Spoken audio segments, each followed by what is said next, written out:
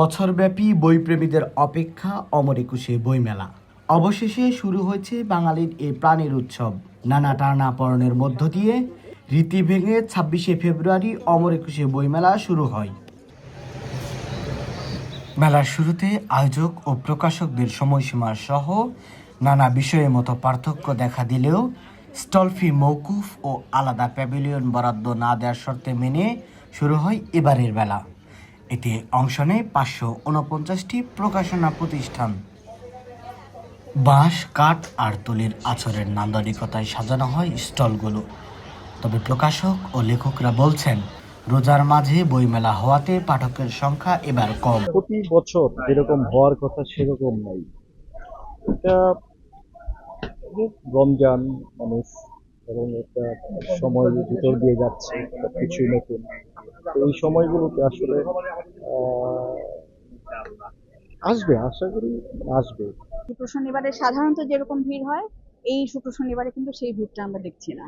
তো সেই জায়গা থেকে প্রত্যাশার তুলনায় আমাদের মানে বলতে হবে যে আমাদের পাঠক সমাগম অনেকই কম। বাট আমি যাদের সাথে আলাপ করেছি, যারা হয়তো অল্প বই যারা বের করেন, ছোট বলতে যে অল্প বইয়ের প্রকাশের কথা বলছি, তারা অনেকেই বলছে তাদের অবস্থা ভালো না, কারণ মানুষজন আসছে কম, আসলেও বেশি কেনাকাটা করছে না।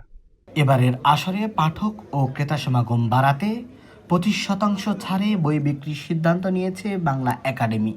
তবে ভিন্ন সময়ে মেলা আয়োজনে বইপ্রেমীদের মাঝে রয়েছে মিশ্র প্রতিক্রিয়া। তো মনে হতে পারে যে এটা পিছিয়ে পড়ার কারণে আমাদের মন খারাপ, অফকোর্স, বাট যারা বই পছন্দ করে তারা ঘুরে ফিরে আসে। মানুষের লোক সমাগম অনেক কম, অনেক বেশি কম। আসলে এটা মানুষের দোষ দিয়ে লাভ নেই, যেহেতু মেলাটা আনইউজুয়াল টাইমে আর এমন একটা টাইম হইতেছে যেখানে মানুষ কমফোর্টেবল না আসছে, সো মানুষের কম। আর সাহিত্যপ্রেমী হিসেবে এটা আসলে হতাশারই।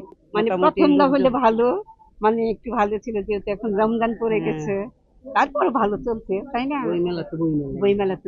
উদ্বোধন হওয়ার ঠিক 18 দিনের মাথায় শেষ হতে যাচ্ছে এবারের বইমেলা।